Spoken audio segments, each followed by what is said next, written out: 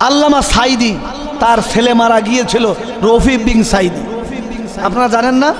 উনি যখন জেল থেকে আসলেন পুলিশের ব্যারিকেড নিয়ে কিছু সময়ের জন্য নিজের কলিজার টুকরা সন্তানকে জানাজা পড়াবেন, তিনি বলেছিলেন, ও আকাশের মালিক, ও আল্লাহ, 1971 সালের কোনো কাদা আল্লামা সাইদির গায়ে লাগে নাই। এই বক্তব্য সারা দুনিয়া শুনেছে, সংসদ ভবনে এখনো রেকর্ড হয়ে আছে। কথা বলেন ঠিক না বেঠিক? ওই দিন ওই ময়দানে আমরা যত কেঁদেছিলাম, ইচ্ছা করলে ওই দিন মানুষ আল্লামা সাইদিকে রাখতে পারতো। এই সাতক্ষীরায় আল্লামা সাইদির রায় যেদিন হয়, কত মানুষ জীবন দিয়েছে। কথা বলেন ঠিক কিনা? আল্লাহ রাব্বুল আলামিন বলেন, ইয়া আইয়ুহাল্লাযীনা আমানু আতিউল্লাহা ওয়া আতিউর রাসূল ওয়া উলিল আমরি মিনকুম। জোরে বলুন আল্লাহু আকবার। সূরাতুন নিসা 5 নম্বর পারা, আল্লাহ তাআলা বলেন, ইয়া আইয়ুহাল্লাযীনা আমানু, হে পৃথিবীর ঈমানদারেরা, আতিউল্লাহ ওয়া আতিউর রাসূল, তোমরা আল্লাহর আনুগত্য করো। জোরে বলুন, কার আনুগত্য? কার আনুগত্য? আল্লাহর আনুগত্য করতে হবে। আর ওয়া আতিউর রাসূল, রাসূলের আনুগত্য করতে হবে। ওয়া উলিল আমরি মিনকুম, রাসূল নাই, সাহাবী নাই, কিন্তু তোমাদের মধ্যে যারা উলিল আমর, নেতৃবৃন্দ যারা, সত্যবাদী যারা, ইসলামী আন্দোলনের দায়িত্বশীল যারা, তাদের আনুগত্য করো, তাদের কথা শোনো, সত্যবাদীদের সাথে শামিল হয়ে যাও। যদি করতে পারো, তাহলে আল্লাহ রাব্বুল আলামিন তিনি আমাদের সাথে আছেন। জোরে বলুন আলহামদুলিল্লাহ। আল্লাহ তাআলা বলেন, ইয়া আইয়ুহাল্লাযীনা আমানুত্তাকুল্লাহ ওয়া কুনু মা'আস সাদিকিন। জোরে বলুন আল্লাহু আকবার। হে পৃথিবীর ঈমানদারেরা, আল্লাহকে ভয় করো। আমানুত্তাকুল্লাহ, আল্লাহকে ভয় করো। ওয়া কুনু মা'আস সাদিকিন, আর সত্যবাদীদের দলে তোমরা শামিল হও। কথা বলেন ঠিক না বেঠিক? সত্যবাদী কারা? নবিয়্যিন, সিদ্দিকিন, শুহাদা, ইহদিনাস সিরাতাল মুস্তাকিম। দৈনন্দিন জীবনে আমরা নামাজের মধ্যে আল্লাহর কাছে এই দোয়া করি, রব্বুল আলামিন, আপনি আমাদেরকে নবিয়্যিন, সিদ্দিকিন, শুহাদা, সাহাবা আজমাইন, সিরাতুল মুস্তাকিম পথ আপনি আমাদেরকে দেখান, যেই পথ শুরু হবে দুনিয়ার জমিন থেকে, শেষ হবে আল্লাহর জান্নাতুল ফিরদাউসে গিয়ে। কথা বলেন ঠিক কিনা? ওই সত্য পথ আমরা চাই কি চাই না? ওই জান্নাতে আমরা যেতে চাই কি চাই না?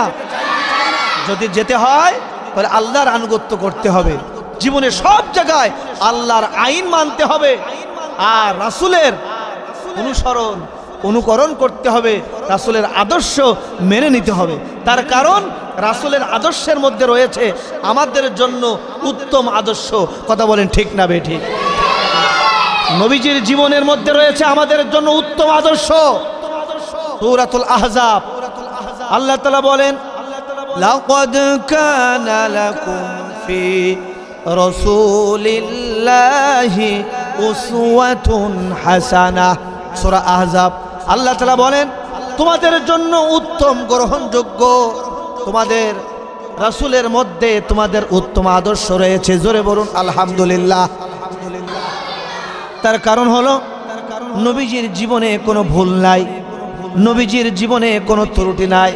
আল্লাহ পাক তার হাবিবকে এই বিশ্ববাসীর জন্য তিনি রহমত হিসাবে পাঠিয়েছেন। আল্লাহ তাআলা বলেন, সূরা আম্বিয়া 17 নম্বর পারা, আল্লাহ তাআলা বলেন, ওয়ামা আরসালনাকা ইল্লা রাহমাতাল লিল আলামিন। বিশ্ববাসীর জন্য আল্লাহ পাক তার হাবিবকে রহমত হিসেবে বাড়িয়েছেন। আলহামদুলিল্লাহ করেন, আলহামদুলিল্লাহ বলেন। ওই নবীকে ভালোবাসার দরকার আছে না নাই? ওই নবীর পথ, নবীর দল অনুসরণ করার দরকার আছে না নাই? আল্লাহ তাআলা বলেন, কুল ইন কুনতুম তুহিব্বুনাল্লাহা ফাত্তাবিউনি ইউহিব্বুকুমুল্লাহ ওয়া ইয়াগফির লাকুম যুনুবাকুম ওয়াল্লাহু গফুরুর রহিম। হে নবী আপনি বলুন, কুল ইন কুনতুম তুহিব্বুনাল্লাহ, তারা যদি আল্লাহকে পেতে চায়, আল্লাহর ভালোবাসা, আল্লাহর মদদ, আল্লাহর দিদার, আল্লাহর জান্নাত যদি পেতে চায়, তারা যেন আমার হাবিব নবীজিকে, রাসূল আকরাম সাল্লাল্লাহু আলাইহি ওয়াসাল্লামকে যেন ভালোবাসে, মহব্বত করে, অনুসরণ করে, অনুকরণ করে। যদি করতে পারে আমি রব্বুল আলামিন তাদেরকে ভালোবাসি, ওয়া ইয়াগফির লাকুম, তাদের জীবনের গুনাহ খাতা মাফ করে দিবেন। আল্লাহু গফুরুর রহিম, আল্লাহ পাক তিনি ক্ষমাশীল, তিনি গফফার, তিনি রহমান। জোরে বলুন আলহামদুলিল্লাহ। তাহলে আমাদেরকে আল্লাহর নবী রাসূলের অনুসরণ, অনুকরণ করতে হবে। এই পৃথিবীর কোন দল, কোন নেতা, কোন পীর, কোন হুজুরের অনুসরণ, অনুকরণ করা যাবে না। জাহিলি যুগের মানুষগুলি অন্ধকারের মধ্যে ছিল। ওই যুগে এমন কোন অন্যায় নাই যেই যুগে হতো না। মানুষগুলি ছিল সব নিকৃষ্ট, কিন্তু আল্লাহ পাক তার হাবিবকে পাঠালেন। মহাগ্রন্থ আল কোরআনে সূরা ইব্রাহিম আল্লাহ বলেছেন, কিতাবুন আনজালনাহু ইলাইকা লিতুখরিজান নাস মিনাজ যুলুমাতি ইলান নূর। নবী আপনাকে এই কোরআন দান করলাম, কোরআন নাজিল করা হলো। এই কোরআন নিয়ে আপনি মানুষদেরকে কোরআনের পথে ডাকেন, কোরআনের বয়ান করেন। কোরআনের সাথে যারা আসবে, কোরআন পড়বে, কোরআন বুঝবে, কোরআন মানবে, আপনার হাতে হাত রেখে যারা বায়াত হবে, তারা দুনিয়ায় থাকতেই তারা জান্নাতের সার্টিফিকেট পেয়েছে। কথা বলেন ঠিক না বেঠিক? এখনো সেই কোরআন আছে না নাই? এখনো সে রাসূলের হাদিস আছে না নাই? আমাদেরকে কোরআনের সাথে থাকতে হবে, কোরআনের আন্দোলন করতে হবে, কোরআনের আইন বাস্তবায়ন করতে হবে। কারা কারা রাজি? দুই হাত তুলে আল্লাহকে দেখায়। আল্লাহ কবুল করেন, বলুন আল্লাহ কবুল করেন। বাংলাদেশে এই 52-53 বছর স্বাধীন হয়েছে। কত দল ক্ষমতায় আসলো, কত মানুষ চেয়ারে বসলো। মুসলমানের সন্তান হওয়ার পরেও কেউ আল্লাহর কোন আইন একটা বারের জন্য এই দেশে জনগণ মুসলমানদের জন্য সংসদে আইন পাশ করে নাই। কথা বলেন ঠিক না বেঠিক? যেহেতু অসংখ্য আলেম, ওলামা, ছাত্র বন্ধু, অসংখ্য জীবনের বিনিময়ে আল্লাহ পাক একটা সুযোগ আমাদেরকে দান করেছেন। এই সুযোগ আমরা হাতছাড়া করতে চাই না। এই সুযোগে আমরা সবাই মিলে ঐক্যবদ্ধ হয়ে একটাবার আল্লাহর জমিনে আল্লাহর দ্বীন প্রতিষ্ঠার জন্য, আল্লাহর আইন প্রতিষ্ঠার জন্য আমরা কাজ করতে চাই, এগিয়ে যেতে চাই। কোন জালিমদের পরোয়া আমরা করতে চাই না। কথা বলেন ঠিক কিনা? আর এর মধ্যে বাংলাদেশের মধ্যে সেই ইসলাম প্রতিষ্ঠার জন্য সবচাইতে ভূমিকা রেখেছেন, জুলুমের শিকার হয়েছেন বাংলাদেশ জামাত ইসলামী। কথা বলেন ঠিক কিনা? এবং ইসলামী ছাত্র শিবির, তারা ইসলাম প্রসার, ইসলাম প্রতিষ্ঠার জন্য কাজ করে যাচ্ছে। ফাঁসির মঞ্চে ফাঁসিতে ঝুলেছে, তবু তারা মাথা নত করে নাই। কথা বলেন ঠিক না বেঠিক? আল্লামা সাইদি রহমাতুল্লাহি আলাইহি, যিনি 50টা বছর গোটা দেশে, গোটা পৃথিবীতে কোরআনের তাফসীর করেছেন, বয়ান করেছেন, শুধুমাত্র কোরআন প্রতিষ্ঠার জন্য, কাজ করার জন্য, কথা বলার জন্য এই জালিম স্বৈরাচার খুনি হাসিনা তাকে 13টা বছর জেলের মধ্যে আটকে রেখেছে, মুসলমানদেরকে কোরআন শোনা থেকে বঞ্চিত করেছে। কথা বলেন ঠিক না বেঠিক? অপরাধ কি? অপরাধ হচ্ছে বাংলাদেশ জামাত ইসলামী করা, ইসলামী আন্দোলন করা, আল্লাহর জমিনে দ্বীন প্রতিষ্ঠার আন্দোলন করা। কথা বলেন ঠিক কিনা? আমরা ওই আল্লামা সাইদি রহমাতুল্লাহ আলাইহিকে ভালোবাসি কি বাসি না?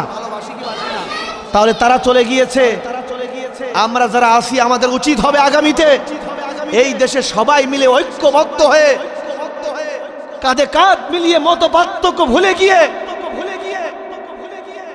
আমরা ওয়াতাসিমু বিহাবলিল্লাহি জামিআ ওয়ালা তাফাররাকু, আল্লাহর এই দ্বীনকে রজ্জুকে আঁকড়িয়ে ধরে আমরা একটাবারের জন্য আমরা কাঁধে কাঁধ মিলিয়ে যেভাবে আমরা খুনি হাসিনাকে পতন ঘটিয়েছি, দেশ থেকে ত্যাগ পালাতে বাধ্য করিয়েছি, আল্লামা সাইদি বলেছিলেন সময় এমন আসবে ইঁদুরের গর্ত খুঁজে পাবা না পালানোর কথা বলেন ঠিক কিনা? তার প্রত্যেকটা ভবিষ্যৎবাণী বাস্তবায়ন হচ্ছে, কথা বলেন ঠিক কিনা? এজন্য আসুন আমরা ছাত্র বন্ধু, তরুণ যুবক বন্ধুগণ, মুসলমান আমরা যারা আছি এই বাংলাদেশে 90% মুসলমান, যেদিন 51% মুসলমান আল্লাহর আইনের পক্ষে আসবে, যে আমরা আর কোনো ধর্ম নিরপেক্ষ মতবাদ চাই না, জাতীয়তাবাদ চাই না, মানব রচিত আইন ও কানুন সংবিধান আমরা চাই না, আমরা মুসলমান আর কয়দিন দুনিয়ায় থাকবো, জীবনে একটাবার যেন আল্লাহর দিন কায়েম হয়েছে আমরা যেন দেখে যেতে পারি। এই জন্য আমাদের উচিত হবে ইসলামী দল করা, ইসলামী আন্দোলন করা, ইসলামের পক্ষে কথা বলা, ভোট দেওয়া, সমর্থন দেওয়া, বাংলাদেশ জামাত ইসলামীর সাথে শামিল হয়ে যাওয়া, সবাই মিলেমিশে কথা বলেন ঠিক না বেঠিক? রাজি আছেন তো ইনশাল্লাহ? আর এই কাজ যদি আমরা করতে পারি আল্লাহর কাছে আমরা সবচাইতে দামি হব। কি হব? মর্যাদাবান হব। আমার যুবক ভাইয়েরা, সাহাবা আজমাইনরা এখনো পর্যন্ত জুমার আজান হয় নাই, নবম হিজরি জিলকদ মাস, সাহাবীরা মসজিদে এসেছে। সাহাবীদের ভিতর থেকে একটি প্রশ্ন, যে আল্লাহর কাছে সবচাইতে দামি কারা? এখানে আমরা যারা আছি সকলের মর্যাদা আল্লাহর কাছে কি সমান? সমান না। একটা ক্লাসের মধ্যে 50 জন ছাত্র থাকলে সকলের রেজাল্ট পয়েন্ট কি একরকম থাকে? বাংলাদেশে 90% মুসলমান, সকলের ইমান কি একরকম? 5 ওয়াক্ত নামাজি মুসলমান আছে না নাই? সারা সপ্তাহ খবর নাই, শুধু শুক্রবার আসে, তাদেরকে আমরা বলি শুকুর আলী মুসলমান আছে না নাই? সারা রমজান খবর নাই, ঈদের দিন সবার আগে ঈদ আলী মুসলমান আছে না নাই? সারা বছর খবর নাই, মাঝে মধ্যে সিজনে সিজনে নামাজ পড়ে। যেমন নির্বাচনের সিজন আসলে নেতারা মাথায় টুপি দেয়, নায়ক যারা তারাও মাথায় টুপি দেয়, ফাসেক মসজিদে এসে দাঁড়িয়ে জনগণের কাছে ভোট চায়, মাথায় টুপি দিয়ে পাঞ্জাবি পরে নামাজ পড়ে, বোঝাতে চায় যে আমিও তো নামাজি। মাঝে মধ্যে ওই নেতারা আসরের নামাজ একই এলাকায় 3 বার পড়ে, পশ্চিম পাড়ায় একবার, পূর্ব পাড়ায় একবার, দক্ষিণ পাড়ায় একবার। নামাজি, যেখানে নামাজ সেখানে দাঁড়িয়ে যায়। এইরকম মুসলমান, এইরকম নামাজি দরকার নাই। 5 ওয়াক্ত নামাজ আমাদেরকে পড়তে হবে, আল্লাহর আইনকে মানতে হবে। কথা বলেন ঠিক না বেঠিক? তাহলে মুসলমানদের মধ্যে শ্রেণী বিভাগ, ইমানের দিক থেকে, আমলের দিক থেকে এরকম তারতম্য আছে না নাই? সাহাবা আজমাইনদের মধ্যে একটি প্রশ্ন, আচ্ছা আল্লাহর কাছে সবচাইতে দামি কারা? বিএনপি তারাও মুসলমান, আওয়ামী লীগ তারাও মুসলমান, জাতীয় পার্টি তারাও মুসলমান, ইসলামী দল যারা করে তারাও মুসলমান, 5 ওয়াক্ত নামাজি যারা পড়ে তারাও মুসলমান, শুধু জুমার নামাজ পড়ে তারাও মুসলমান দাবি করে ভোটার আইডি কার্ডে। দামি মুসলমান কারা? সাহাবীদের মধ্যে একটি প্রশ্ন উঠল, মত পার্থক্য দেখা গেছে। কিছু কিছু সাহাবী বললেন যারা ঈমান আনবে আল্লাহর প্রতি, রাসূলের প্রতি, এবং এই যে বাইতুল্লাহ কাবা ঘর, এই বাইতুল্লাহ কাবা ঘরের যারা খেদমত করবে, আলহামদুলিল্লাহ, এই যে আপনাদের মসজিদ আপনারা খেদমত করেন না? মক্কার কাফের তারাও পর্যন্ত বাইতুল্লাহর খেদমত করত। কিছু কিছু সাহাবী বলে না না, ঈমান তো আনাই লাগবে, বাইতুল্লাহর খেদমত করা লাগবে, এগুলো সব ঠিক আছে, কিন্তু এই জমিনে যারা যত বেশি দিন প্রসার আর দিন প্রতিষ্ঠার জন্য যে যত বেশি ভূমিকা রাখবে, কোরবানি করবে, স্যাক্রিফাইস করবে, মামলা হামলার শিকার হবে, এমনকি জীবন দিবে, আল্লাহর কাছে তাদের মর্যাদা সবচাইতে বেশি। আলহামদুলিল্লাহ।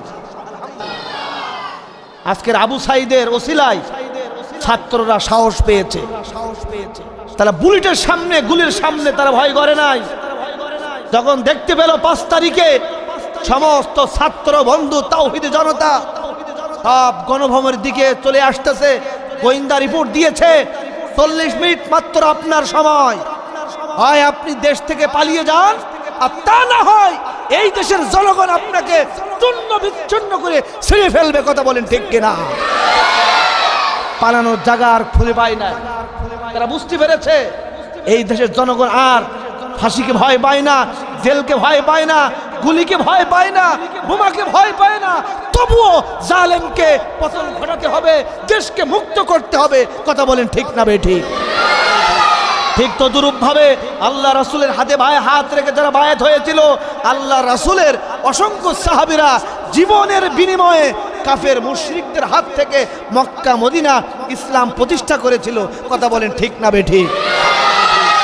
তাদের মর্যাদা আল্লাহর কাছে সবচাইতে বেশি। হযরত ওমর রাদিয়াল্লাহু তাআলা আনহু মসজিদে প্রবেশ করলেন, ডাক দিয়ে বললেন, ও আল্লাহ রাসূলের সাহাবীরা, নিজেদের মধ্যে মত পার্থক্য করার কোনো প্রয়োজন নাই, দরকার নাই। কিছুক্ষণের মধ্যেই জুমার আজান হবে, আল্লাহর নবী মসজিদে আসবেন, নামাজ পড়াবেন, খুতবা দিবেন। নবীর কাছে আমরা প্রশ্ন করব, কাদের মর্যাদা, কাদের দাম সবচাইতে আল্লাহর কাছে বেশি? চিৎকার দিয়ে জোরে বলেন সুবহানাল্লাহ। মসজিদে নববীতে আজান হয়ে গেল। আল্লাহু আকবার, আল্লাহু আকবার, আলহামদুলিল্লাহ। আজান হয়ে যাওয়ার পর নবীজি মসজিদে আসলেন, খুতবা দিলেন, নামাজ পড়ালেন। সাহাবীদের পক্ষ থেকে হযরত ওমর রাদিয়াল্লাহু তাআলা আনহু তিনি হাত উঁচু করে বললেন, ইয়া রাসূলুল্লাহ, ইয়া হাবিবাল্লাহ। সাহাবীদের পক্ষ থেকে একটা প্রশ্ন, আপনি বলেন আপনার সাহাবীদের ভিতরে কাদের মর্যাদা সবচাইতে আল্লাহর কাছে বেশি? শুধু তাই নয়, কিয়ামত পর্যন্ত যত উম্মত আসবে দুনিয়ায়, বাংলাদেশে যত উম্মত থাকবে, কাদের মর্যাদা বেশি? কোন কোন কাজ করলে সবচাইতে দামি মর্যাদা হওয়া যায়? আপনি বলে দিন। নবী আমার বসে আছেন, কোনো জবাব দিচ্ছেন না। দেখি ওপর থেকে, আসমান থেকে কোনো ওহী, কোনো মেসেজ আসে কিনা। আলহামদুলিল্লাহ কোন? আলহামদুলিল্লাহ কোন? নবী আমার মন থেকে, নিজের মন থেকে কোনো কথা বলে চালিয়ে দেন নাই। যা কিছু বলেছেন সবটা কার কথা? ইন হুয়া ইল্লা ওয়াহয়ু ইউহা। নবীজি আমার যা বলেছেন সবটা আল্লাহর ওহী। আলহামদুলিল্লাহ বলেন, আলহামদুলিল্লাহ বলেন। ওয়ালাউ তাকাওয়ালা আলাইনা বা'দাল আকাওয়িল। নবীজি যদি মন থেকে কোনো কথা বলতেন, আল্লাহ পাক তার হাবিবের কণ্ঠনালীকে কেটে ফেলতেন, হাতকে চেপে ধরতেন। কথা বলেন ঠিক না বেঠিক? নবী আমার অপেক্ষায় আছেন। কিছুক্ষণের মধ্যেই হযরতে জিবরাইল আলাইহিস সালাতুস সালাম তিনি আসলেন, এসে বলছে, ইয়া রাসূলুল্লাহ, ইয়া হাবিবাল্লাহ, আপনি আর দেরি করবেন না, আপনি আপনার সাহাবীদের প্রশ্নের জবাব আপনি দিয়ে দেন। এই নেন সূরা আত-তাওবার 20 নম্বর আয়াতে কারিমা। জোরে বলুন আলহামদুলিল্লাহ। আপনি জানিয়ে দিন, আল্লাযীনা আমানু ওয়া হাজারু ওয়া জাহাদু ফি সাবিলিল্লাহ। আপনি বলে দিন, আল্লাযীনা আমানু, যে বা যাহারা ঈমান আনবে, ঈমান আনার পর ঈমানের পথে অটল অবিচল যারা থাকবে, ইস্তেকামাত থাকবে, ওয়া হাজারু, ঈমান আনার পর ঈমানের পথে থাকতে গিয়ে, ঈমানদারদের দলে থাকতে গিয়ে যত বাধা মুসিবত, অপবাদ, নির্যাতন, হামলা মামলা হোক না কেন, ওয়া হাজারু, ঈমানের পথে থাকতে গিয়ে যারা হিজরত করবে, মামলা খেয়েছেন, জরিমানা দিয়েছেন, 15টা বছর বাড়িতে ঠিক মতন ঘুমাতে পারেন নাই, ঘেরে গিয়ে ঘুমিয়েছেন, সাতক্ষীরায় থাকতে পারেন নাই, ঢাকায় গিয়েছেন, বিদেশে চলে গিয়েছে, এমন নজির আছে না নাই?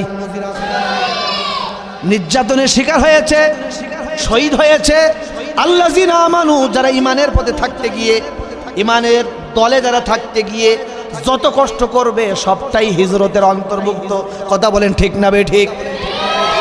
ওয়াজাহাদু ফি সাবিলিল্লাহ, আর জীবনের শেষ পর্যন্ত আল্লাহর জমিনে জিহাদ ফি সাবিলিল্লাহর কাজ যারা করবে, এই 3টা কাজ, ঈমান আনবে, ঈমানের পথে থাকতে গিয়ে যারা হিজরত করবে, আর জিহাদ ফি সাবিলিল্লাহ। জিহাদ কি? এই জমিনে আল্লাহর দ্বীন প্রতিষ্ঠা নাই। এই জমিনে দ্বীন প্রতিষ্ঠার জন্য যত সংগ্রাম, যত মেহনত, যত প্রচেষ্টা সবটাই জিহাদের অন্তর্ভুক্ত। কথা বলেন ঠিক না বেঠিক? যতদিন পর্যন্ত এই 56,000 বর্গ মাইলের সোনার টুকরা বাংলাদেশে আল্লাহর দ্বীন ইসলাম প্রতিষ্ঠিত হবে না, ততদিন পর্যন্ত সংগ্রাম করা সবটাই জিহাদ। কথা বলেন ঠিক কিনা? আর এই তিনটা কাজ করতে গিয়ে দুইটা জিনিস লাগবে। ধরে বলুন কয়টা? বিআমওয়ালিহিম ওয়া আনফুসিহিম। মাল দেওয়া লাগবে। জোরে বলুন কি দেওয়া লাগবে? বাংলাদেশ জামাত ইসলামী চলে কিভাবে? ওরা অনেকেই প্রশ্ন করে, এই দল কেমনে চলে, এই টাকা কোথা থেকে আসে? ওরা কি জানে না?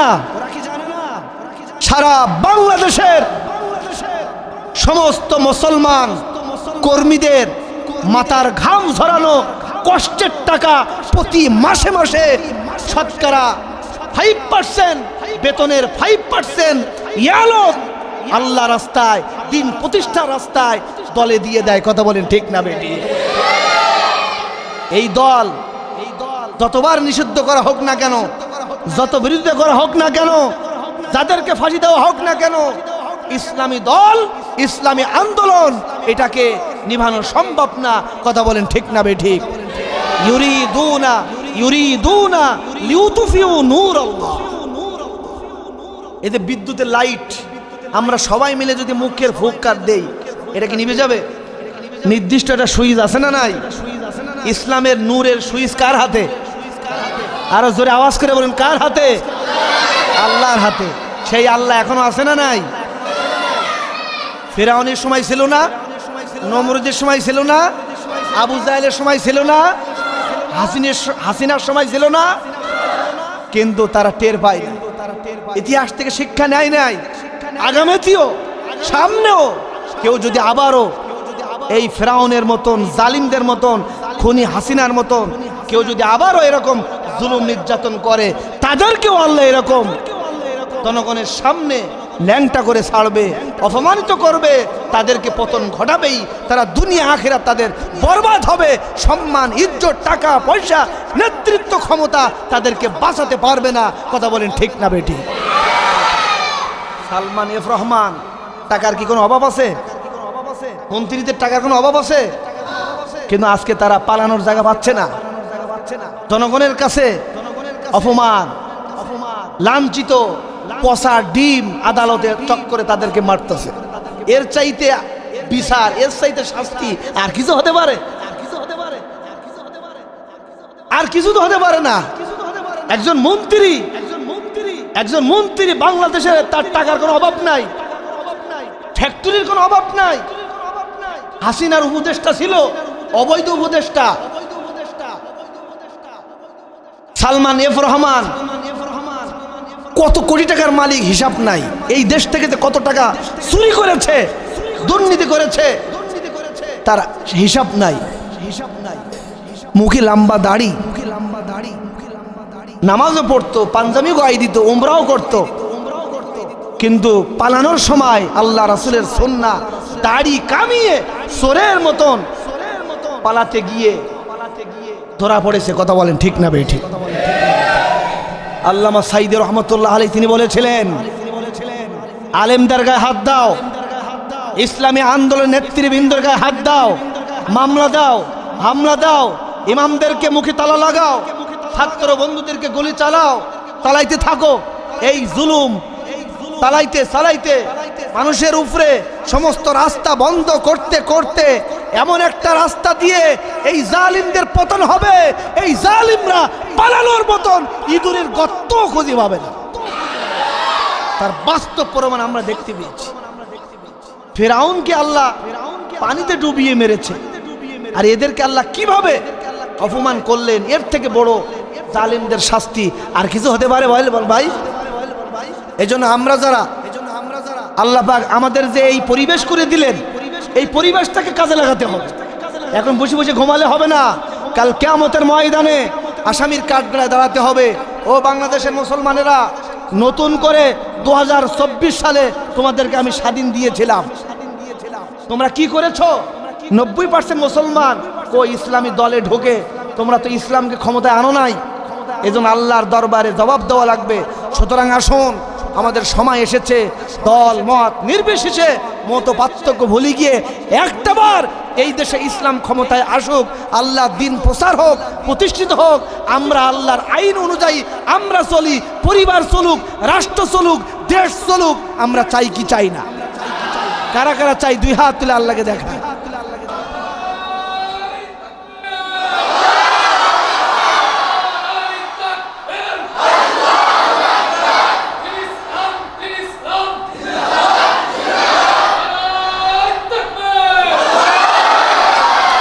আল্লাহ কবুল করেন, বলে আমিন। মুজাহিদ সাহেব আছে না নাই? এই স্লোগানকে তারা ভয় পেত, তাদের দলে এই স্লোগান দেওয়া নিষেধ।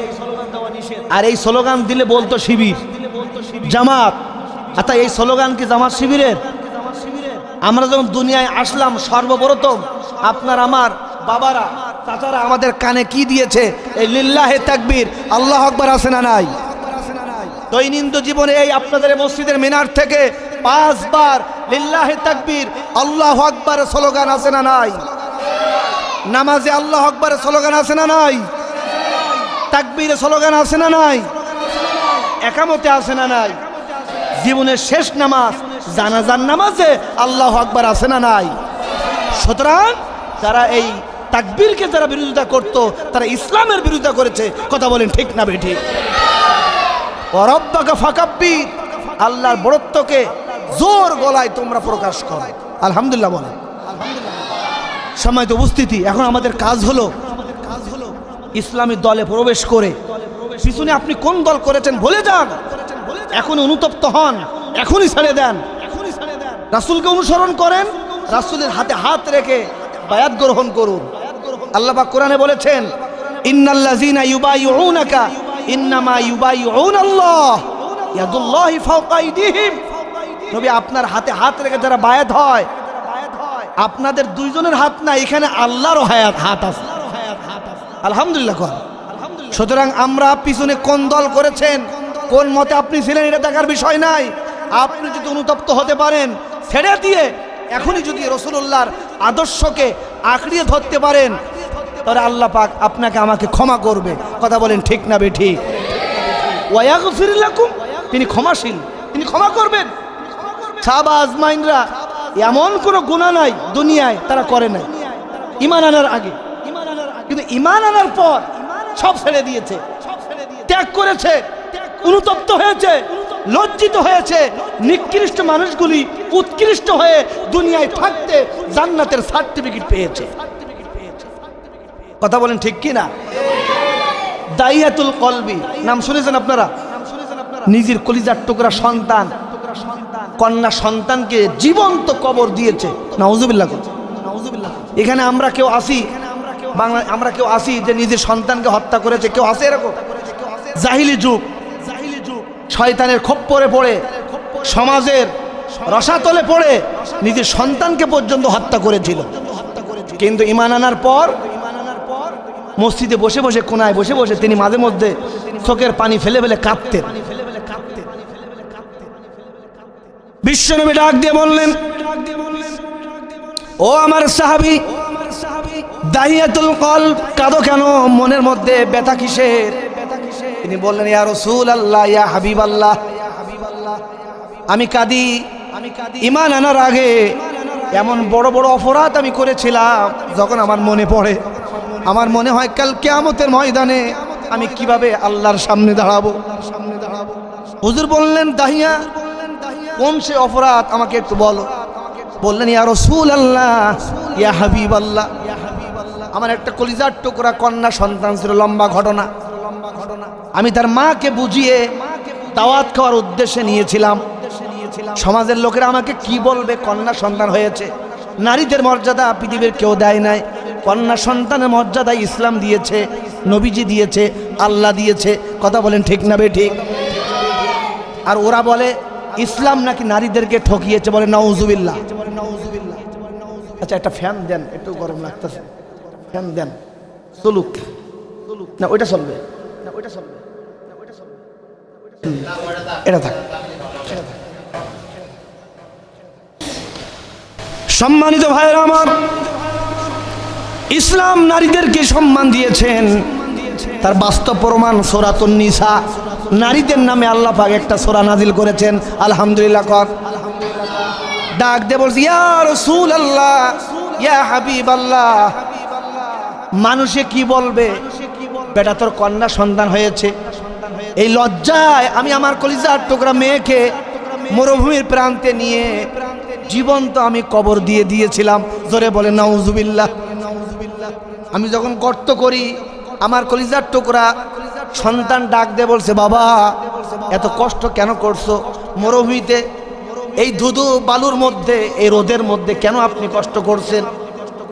ইয়া রাসূলুল্লাহ, ধুলা বালুর কোন আমার দাড়িতে এসে লাগে, আমার চেহারায় লাগে। কলিজার টুকরা সন্তান আমার চেহারা থেকে বালু মাটি সরায় দেয়। সে তখনও পর্যন্ত জানে না যে এখানে তাকে জীবন্ত কবর দেওয়া হবে। ইয়া রাসূলুল্লাহ, ইয়া হাবিবাল্লাহ, কলিজার মধ্যে যাররা পরিমাণ কোনো মায়া দয়া হয় নাই জাহিলি যুগে থাকার কারণে। আমি নিষ্ঠুর পাষাণের মতন আমার সন্তানকে ধাক্কা দিয়ে আমি ওই গর্তের মধ্যে নিক্ষেপ করলাম, ধাক্কা দিয়ে ফেলে দিলাম। বড় একটা পাথর দিয়ে আমি যখন নিক্ষেপ করি, সাথে সাথে রক্ত ফিনকে দিয়ে আমার শরীরে এসে লেগেছে। আর তখন আমাকে ডাক দিয়ে বলছে, বাবা জীবনের মতো একটা বার আপনি আমাকে ক্ষমা করে দিন, আপনি আমাকে বাঁচান, আপনি আমাকে মারবেন না। আমি আপনার থেকে, আপনার পরিবার থেকে, সমাজ থেকে এমন বহু দূরে চলে যাব, জীবনে কোনোদিন বাবার পরিচয় দিব না, তবু আপনি আমাকে মারবেন না। ইয়া রাসূলুল্লাহ, ইয়া হাবিবাল্লাহ। এত রিকোয়েস্ট করার পরেও আমার মনের মধ্যে কোনো দয়া হয় নাই।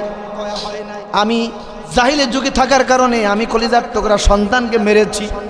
আজকে আমি ঈমান এনেছি, মুসলমান হয়েছি, নামাজ পড়ি, রোজা রাখি। আপনি বলেছেন পিছনের সব গুনাহ মাফ হয়েছে, কিন্তু আমার এখনো মনের ভয় হয় কাল কিয়ামতের ময়দানে আমি আমার সন্তানের সামনে কিভাবে উঠব, আল্লাহ পাক আমাকে ক্ষমা করবেন কিনা। এই জন্য এখনো পর্যন্ত মাঝে মধ্যে মসজিদে বসে বসে আমার চোখ দিয়ে পানি বের হয়ে যায়। নবীজির চোখ দিয়ে পানি বেয়ে বেয়ে দাড়ি মুবারক ভেজে গিয়েছিল। বলতেন হুজুর, বললেন মানুষ কি পারে এভাবে এত বড় অন্যায় করতে, নিজের কলিজার টুকরা সন্তানকে হত্যা করতে? এখানে আমরা যারা আছি, আমাদের যাদের সন্তান আল্লাহ দিয়েছেন, আমাদের সন্তান আছে কার কার? একটু হাত তুলি দেখান তো। আলহামদুলিল্লাহ কর। যাদের সন্তান নাই, আল্লাহ তুমি তাদেরকে সন্তান দিয়ে দুনিয়ার সবচাইতে দামি নিয়ামত, তাদেরকে তুমি কলিজা ধন্য করো। জোরে বলেন আমিন। আমারও একটা সন্তান আল্লাহ দিয়েছেন, সালমান হুজাইফি। আমি জানি সন্তানের মহব্বত কি জিনিস, সন্তান কি জিনিস।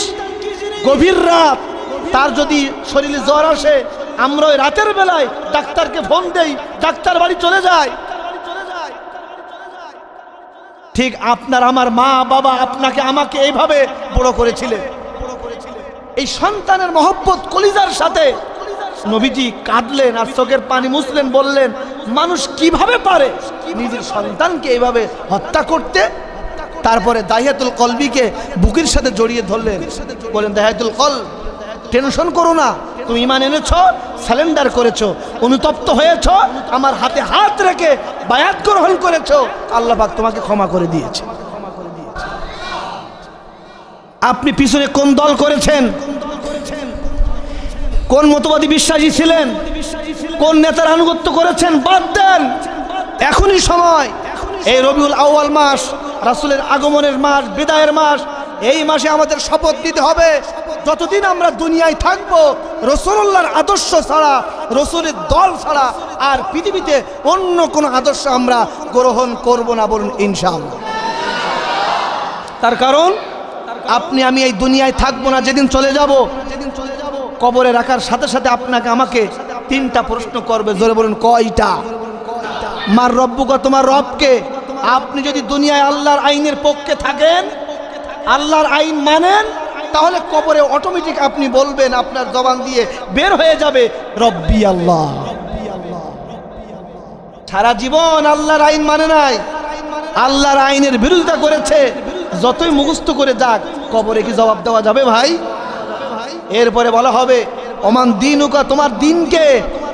কোন দিনের, কোন দলের, কোন মতের, কোন আদর্শের তুমি ভিত্তিতে জীবন যাপন করেছো বলো? সারাটা জীবন ধর্ম নিরপেক্ষ মতবাদ, সমাজতন্ত্র, কালমাস, লেনিন, মাও সেতু, বিভিন্ন ধর্মনিরপেক্ষ মতবাদ, জাতীয়তাবাদ ইত্যাদি ইত্যাদি মানুষের পিছনে আপনি ছড়েছেন। জীবনে করে দিন রাসূলুল্লাহর আদর্শ, রাসূলুল্লাহর স্লোগান আপনি দেন নাই। রাসূলুল্লাহর ওয়ারিস যারা, তাদেরকে আপনি ভোট দেন নাই, সমর্থন করেন নাই, দিন ইসলামের জন্য কাজ করেন নাই, স্লোগান দেন নাই। আপনি যতই আপনি মুসলমান দাবি করেন, আপনার জবান দিয়ে উত্তর বের হবে না। আর যদি আপনি দিন ইসলামকে যদি আপনি একমাত্র ধর্ম হিসাবে, দিন হিসাবে যদি আপনি মেনে নিতে পারেন, দুনিয়ায় থাকতে যে আমার জীবন ব্যবস্থার নাম হচ্ছে ইসলাম। জীবন ব্যবস্থার নাম কি? ইন্নাদ-দীন ইনদাল্লাহিল ইসলাম। যদি আপনি মেনে নিতে পারেন, কবরের মধ্যে অটোমেটিক আপনার আমার জবান দিয়ে আল্লাহ বের করে দেবে দ্বীনুনা ইসলাম। আলহামদুলিল্লাহ। শুধু তাই নয়, আপনাকে বলা হবে ওমান নাবিউকা, আপনার নবীকে। কোন কোন রিওয়ায়াতে এসেছেন হাজা নাবিউনা, এই ব্যক্তির সম্পর্কে সরাসরি আল্লাহ রাসূলকে দেখানো হবে। আলহামদুলিল্লাহ। এই লোকটির সম্পর্কে তোমার ধারণা কি? সারা জীবন যদি রাসূলুল্লাহর অনুকরণ যদি না করে, তার আদর্শ যদি না মানে, মাথা থেকে পা, ব্যক্তি, পরিবার, সমাজ, জীবনের সকল ক্ষেত্রে তার আদর্শ যদি গ্রহণ না করতে পারেন, তাহলে সে বলবে হাইহাতা লা আদরি, এই লোকটির সম্পর্কে আমার ধারণা নাই, আমি চিনি না। জোরে বলে নাউজুবিল্লাহ। আর যদি রাসূলুল্লাহর অনুকরণ, সুন্নাহকে মানতে পারেন, তার আদর্শের অনুযায়ী যদি জীবন গঠন করতে পারেন, আপনাকে দেখানোর সাথে সাথে আপনি বলতে পারবেন, চিনতে পারবেন হাজা নবিয়ুনা মুহাম্মদুর রাসূলুল্লাহ সাল্লাল্লাহু আলাইহি ওয়াসাল্লাম। অবশ্যই ইনি হচ্ছেন আমার মুহাম্মদুর রাসূলুল্লাহ, আমার নবী, আমার রাসূল, আমার নেতা। জোরে বলুন আলহামদুলিল্লাহ। সেই আদর্শ আমাদের মেনে নেওয়ার দরকার আছে না নাই? লাকাদ কানা লাকুম ফি রাসূলিল্লাহি উসওয়াতুন হাসানাহ। তার জীবনে রয়েছে উত্তম আদর্শ। তিনি স্বামীর আদর্শ, তিনি নানার আদর্শ, তিনি সন্তানের আদর্শ, তিনি সমাজের আদর্শ, তিনি নানার আদর্শ, তিনি সেনাপতির আদর্শ, এমনকি তিনি রাষ্ট্রনায়কের আদর্শ। কথা বলেন ঠিক না বেঠিক? এজন্য আসুন আমরা আজ থেকে ছেড়ে দেই, তার আদর্শ গ্রহণ করি। যদি আমরা তওবা করতে পারি, ছেড়ে দিতে পারি, অনুতপ্ত হতে পারি, ওয়াগফির লাকুম, আল্লাহ পাক ক্ষমা করবেন। কুল ইয়া ইবাদিয়াল্লাযিনা আসরাফু আলা আনফুসিহিম লা তাকুনাতু মির রাহমাতিল্লাহ। পৃথিবীর বান্দারা, আগে ভুল করেছো, এখন ছেড়ে দাও। যতই গুনাহ করেছো, আমার রহমত থেকে তোমরা নিরাশ হয়েও না, ফিরে আসো, তওবা করো, সারেন্ডার করো, রাসূলুল্লাহর আদর্শকে আঁকড়িয়ে ধরো, পিছনের সব গুনাহ তোমাদেরকে মাফ করে দেওয়া হবে। আলহামদুলিল্লাহ। এখানে আমরা যারা আছি, আমাদের পিছনে ভুল ত্রুটি গুনাহ খাতা আছে না নাই? পৃথিবীর কেউ জানে না, জানে তিনি কে? পৃথিবী না জানো, আমি তো জানি, আমি কি পাপ করেছি। সবাই পৃথিবী না জানো, আমি তো জানি, আমি কি পাপ করেছি। হায় আমার পাপের করলে বিচার, বাঁচার আমার নাই উপায়। দয়াময় তুমি মাফ করো আমায়, মাফ করো আমায়। বলেন আমিন। আজ থেকে আমরা তওবা করে অনুতপ্ত হয়ে রাসূলুল্লাহর আদর্শ মাথা থেকে পা, যারা দাড়ি রাখেন না দাড়ি রাখুন, স্ত্রীকে পর্দা করান, যুবতী মেয়েকে বোরকা কিনে দেন, পরিবারের সুন্নাহগুলো আঁকড়িয়ে ধরেন। এই মাসে বেশি বেশি রাসূলের জীবন নিয়ে লেখাপড়া করেন, সন্তানদেরকে শোনান। আজকে সিলেবাসে নবীদের জীবনী নাই, সাহাবীদের জীবনী নাই। এই সিলেবাস পাঠ্যসূচি পরিবর্তন হোক, আমরা চাই কি চাই না? আমাদের সন্তানদেরকে ধর্মীয় শিক্ষা, ইসলামী শিক্ষা মাদ্রাসায় দিয়ে তাকে মানুষ বানাতে হবে। দুনিয়ায় আসলেই মানুষের পেট থেকে মানুষ হয় না, তাকে মানুষ বানাতে হয়। আর মানুষ বানাতে হলে ধর্মীয় শিক্ষা, ইসলামী শিক্ষা, কোরআনী শিক্ষা ছাড়া তাকে মানুষ বানানো সম্ভব না। তাহলে আজ থেকে আমরা রাসূলুল্লাহকে ভালোবাসবো তো ইনশাআল্লাহ। কেমন ভালোবাসবো? এক জায়গায় এক পীর সাহেব হুজুর এক গ্রামে আসছেন। গ্রামে আসার পর এক মুরিদের বাড়িতে অবস্থান করছেন। সকালবেলা মুরিদের বাড়িতে অসংখ্য ডাব গাছ, নারকেল গাছ। কি গাছ? নারকেল। কি বলে আপনাদের দিকে?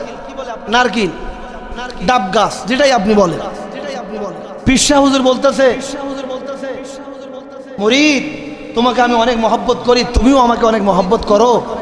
তোমার বাড়ি তো আল্লাহর সৃষ্টি, সুস্বাদু মিষ্টি পানি ডাব গাছ দেখা যাচ্ছে। ডাব গাছে উঠো, কয়েকটা ডাব পাড়ো, তুমিও খাও, আমরাও খাই। মুরিদ ডাক দিয়ে বলছে, হুজুর বলেন কি? কয়েকদিন আগে একটা মাহফিলে আমি গিয়েছিলাম, সেখানে আমি শুনতে পেয়েছি পীর সাহেব হুজুর নিচে থাকবে, আর মুরিদ যদি উপরে উঠে চরম বেয়াদবি হয়ে যায়। আমি তো এই বেয়াদবি করতে পারি না, আপনি তো আমার পীর, আমি মুরিদ, কিভাবে এই বেয়াদবি করি? পীর সাহেব হুজুর মহা জ্বালায় পড়ে শেষ পর্যন্ত তিনি গাছে উঠলেন, তিনি ডাব পারলেন। ডাব পাড়ার পর বললেন, মুরিদ তুমি যেহেতু গাছে উঠলা না, ডাব পারলা না, তাহলে ডাবটা এবার কাটো, একটু খাই। বলেন, হুজুর এটা কেমন কথা বললেন? আপনার সামনে আমি দা নিয়ে ডাবে কোপ দিব, এটা তো চরম বেয়াদবি। এটা আবার কেমন কথা বলেন হুজুর? পীর সাহেব হুজুর কি আর করবেন, শেষ পর্যন্ত তিনি ডাবটা কাটলেন, একটা জগে রাখলেন, একটা গিলাসে রাখলেন, রেখে বললেন, বাবা মুরিদ যেহেতু গাছে উঠলা না, ডাব পারলা না, ডাবটা কাটলা না, তাহলে ডাবটা একটু খাও। বলেন, হুজুর আপনি যা বলেছেন সত্য বলেছেন। কয়েকদিন আগে একটা মাহফিলে গিয়েছিলাম, সেখানকার বক্তা বলেছে একটানা কোন মুরিদ যদি পীর সাহেব হুজুরের 3টা আদেশ অমান্য করে তাহলে সে আর মুরিদ থাকতে পারে না। হুজুর আপনি আমাকে বলেছেন ডাব গাছে উঠতে, ডাব পারি নাই। আপনি আমাকে বলেছেন ডাব কাটতে, আমি ডাবটা কাটি নাই। আপনি আমাকে বললেন ডাবটা খেতে, এখন যদি আমি ডাবের পানিটা না খাই তাহলে তো চরম বেয়াদবি হয়ে যাবে, আমার আর মুরিদ থাকবে না। এরপর কি করলেন? হাসির খোরাক দেয় না, ভালো করে শোনেন। মুরিদ ডাবের পানিটা নিয়ে ঢক ঢক করে গিলে খেয়ে ফেললেন। আপনাদের কাছে আমার প্রশ্ন, এই মুরিদ কি পীর সাহেব হুজুরকে আসলে ভালোবাসে? পীর সাহেব হুজুরকে মহব্বত করে, অনুকরণ করে? বাংলাদেশের অধিকাংশ মুসলমানেরা আল্লাহ রাসূলুল্লাহকে ঠিক এমনই ভালোবাসে। কেমন? রবিউল আউয়াল আসলে মিলাদ মাহফিল জিলাপি এগুলো সব ঠিকঠাক আছে, কিন্তু রাসূলুল্লাহকে এনে যখন কটূক্তি করে, কাদিয়ানীরা যখন রাসূলুল্লাহকে মানে না, আল্লাহর দ্বীন প্রতিষ্ঠার জন্য যখন কথা বলে, ওই রসুলের আদর্শ, রসুলের ওয়ারিসদেরকে যখন ফাঁসি দেয়, এই দেশের মুসলমানেরা ময়দানে নামে না, তারা চুপচাপ ঘরে বসে থাকে, রসুলুল্লাহর আদর্শের জন্য স্লোগান দেয় না। কথা বলেন ঠিক কিনা? যদি রাসূলুল্লাহকে ভালোবাসতো, মহব্বত করত, জীবনের বিনিময়ে লা ইউমিনু আহাদুকুম হাত্তা আকুনা আহাব্বা ইলাইহি মিন ওয়ালিদিহি ওয়া ওয়ালাদিহি ওয়ান নাসি আজমাইন। হযরত আনাস থেকে বর্ণিত, বুখারী মুসলিমের হাদিস। এখানে কি বলেছেন? যতক্ষণ পর্যন্ত আপনি আমি আমাদের মা বাবা, স্ত্রী, সন্তানাদি, দল, নেতৃত্ব, ক্ষমতা, টাকা পয়সা, গাড়ি বাড়ি, এমনকি নিজের জীবনের চাইতে রাসূলুল্লাহকে যতক্ষণ পর্যন্ত ভালোবাসতে পারবা না, মহব্বত করতে পারবা না, অনুসরণ করতে পারবা না, ততক্ষণ পর্যন্ত খাঁটি উম্মত এখন হতে পারবে না। ঠিক না বে ঠিক? এজন্য আজ থেকে রাসূলুল্লাহর সম্মান আল্লাহ দিয়েছেন, ওয়া ইন্নাকা লাআলা খুলুকিন আযীম।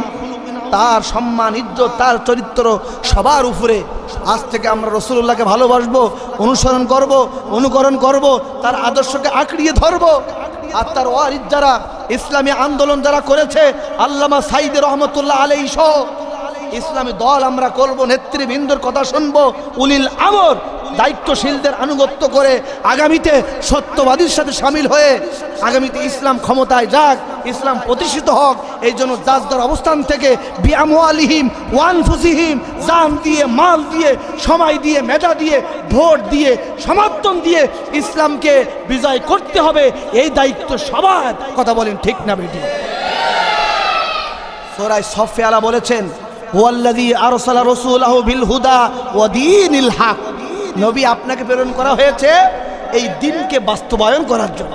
শারা'a লাকুম মিনাদ দ্বীন মা ওয়াসা বিহি নূহা ওয়াল্লাযী আওহাইনা ইলাইকা ওয়া মা ওয়াসাইনা বিহি ইব্রাহিম ওয়া মূসা ওয়া ঈসা আন আকিমুদ দ্বীন ওয়া লা তাতাফাররাকু ফি।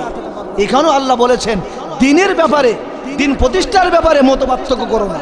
কে আহলে হাদিস, কে আলিয়া, কে কওমিয়া, কে কোন পীর সাহেবের মুরিদ, কে জোরে আমিন বলে, কে আস্তা আমিন বলে, কে হাত কোথায় বাঁধে, কোনো দেখার সময় নাই। আমরা সবাই মুসলমান ভাই ভাই, আমরা সবাই মিলেমিশে দিন প্রতিষ্ঠার জন্য কাজ করতে চাই। কথা বলেন ঠিক কিনা? ভাইরা আমার, আল্লামা সাঈদী রহমতুল্লাহ আলাইহি 50টা বছর তিনি কোরআনের তাফসীর করেছেন সারা দুনিয়ায়, সারা পৃথিবীতে। কথা বলেন ঠিক কিনা? তাকে এই জালিম স্বৈরাচার তারা বুঝতে পেরেছে, আল্লামা সাঈদী যদি দুনিয়ায় থাকে, তাফসীর মাহফিলে যদি এইভাবে চলতে থাকে, এই দেশে ইসলামী বিপ্লব হবে। ভারতের দালালেরা দামায় রাখতে পারবে না। কথা বলেন ঠিক কিনা? আমি মাঝে বলেছিলাম আজকের 2024-এর এই যুবকরা, তরুণরা যেভাবে জেগে উঠেছে, তার সবচাইতে বড় অবদান আল্লামা সাঈদী।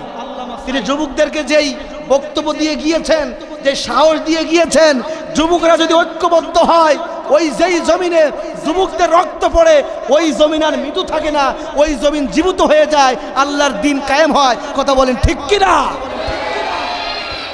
আল্লামা সাঈদী রহমতুল্লাহ আলাইহি তিনি, তার একটাই স্বপ্ন ছিল যে এই দেশে একটাবার ইসলাম কায়েম হবে।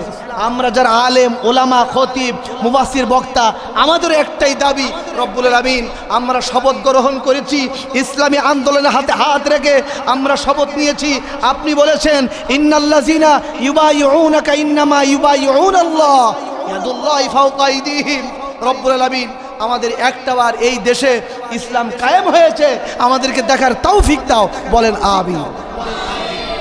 আপনাদের সাথে আমি একটু শেয়ার করি। আমার নাম দেলোয়ার হোসাইন হুজাইফি। আমার নাম আব্বা আম্মা এই জন্য রাখে, আমাদের এলাকায় আল্লামা সাঈদী রহমতুল্লাহ আলাইহি 1990 সাল তিনি আসছিলেন। আমার নানাবাড়ি এলাকার পাশে তিনি আসছিলেন, বেশি দূরের কথা না, সাতক্ষীরা ভালুকা চাঁদপুরে। ঠিক ওই সপ্তাহে আমি জন্মগ্রহণ করি। আমার মা আমার মামাকে ডাক দিয়ে বলছে কি নাম রাখা যায়, আমরা চারি ভাই,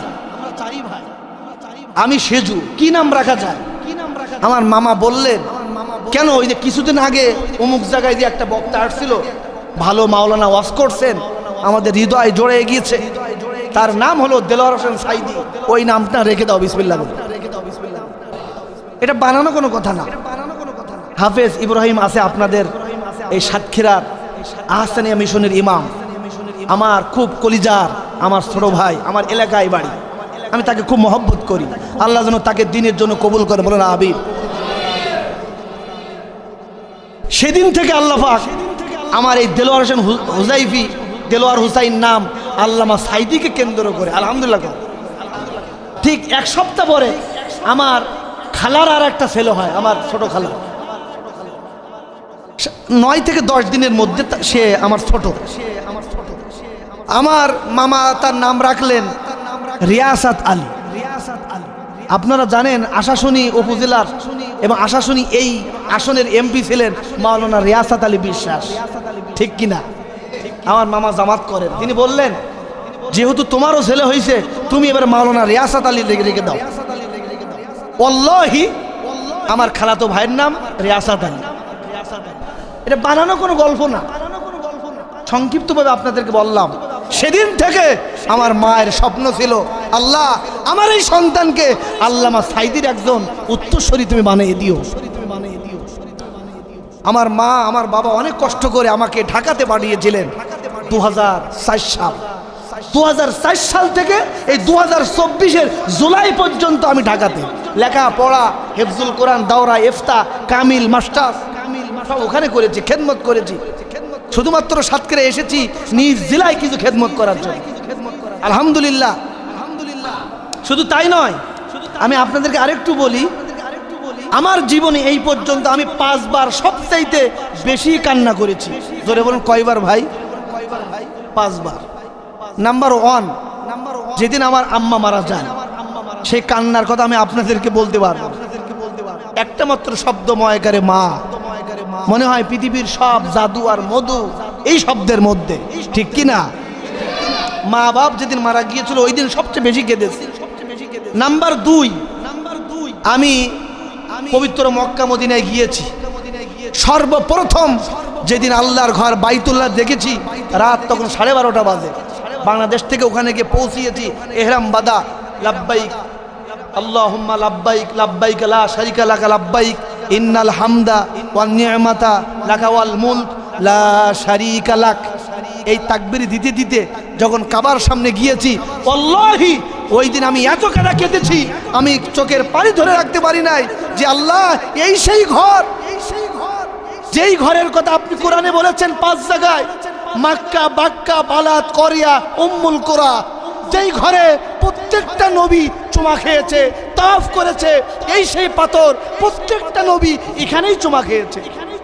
আপনি এই ঘরের কথা আপনি বলেছেন সূরা আল ইমরানে 96 নম্বর আয়াত 4 নম্বর পারার প্রথম পৃষ্ঠায় আপনি বলেছেন, ইন্না আউওয়ালা বাইতি উদিয়া লিন-নাস লাল্লাযী বিবাক্কাতা মুবারাকাও ওয়া হুদাল লিল আলামিন। পৃথিবীর সর্বপ্রথম এই ঘর, সমস্ত রহমত বরকতের কেন্দ্রবিন্দু। ওই দিন আমি চোখের পানি সারা রাত, যতক্ষণ পর্যন্ত মক্কার কাবার চত্বরে ছিলাম, আমি সেই কান্নার কথা আপনাকে বোঝাতে পারবো না। আপনিও যেদিন যাবেন, নিজের অজান্তে আপনার চোখ দিয়ে পানি বের হয়ে যাবে। রব্বুল আলামিন আজকে এই ভাইদের, মুরব্বীদেরকে সবাইকে একটাবার মক্কা মদিনা যাওয়ার তৌফিক দিয়ে দাও। মন থেকে বলেন আল্লাহুম্মা আমিন। পৃথিবীর শ্রেষ্ঠ জায়গা। আর নাম্বার 3, আল্লামা সাইদি মতিঝিল উচ্চ বালিকায় বিদ্যালয়, তার ছেলে মারা গিয়েছিল রফি বিন সাইদি। আপনারা জানেন না? আমরা ঢাকায় ইসলামী আন্দোলন নেতৃবৃন্দদের পিছনেই ছিলাম, সাথেই ছিলাম। আল্লাহর কসম করে বলি, এটা কোনো চাওয়াবাজি না।